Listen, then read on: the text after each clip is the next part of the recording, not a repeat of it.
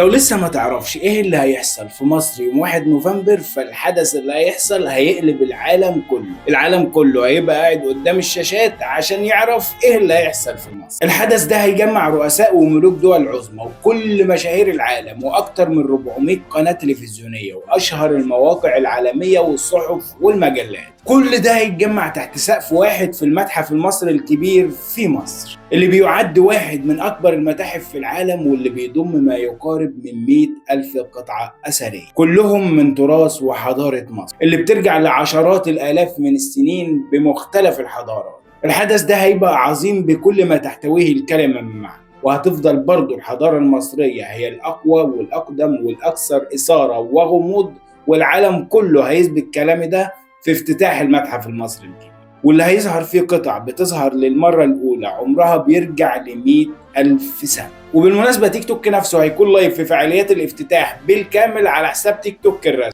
لو انت مصري وصل صوت بلدك للدنيا كلها بفولو ولايك وشير عشان الفيديو يوصل لأكبر عدد من الناس. ولو انت من أي مكان في العالم اكتب لنا في الكومنتات، هتتابع الافتتاح ده اونلاين ولا هتحضر بنفسك؟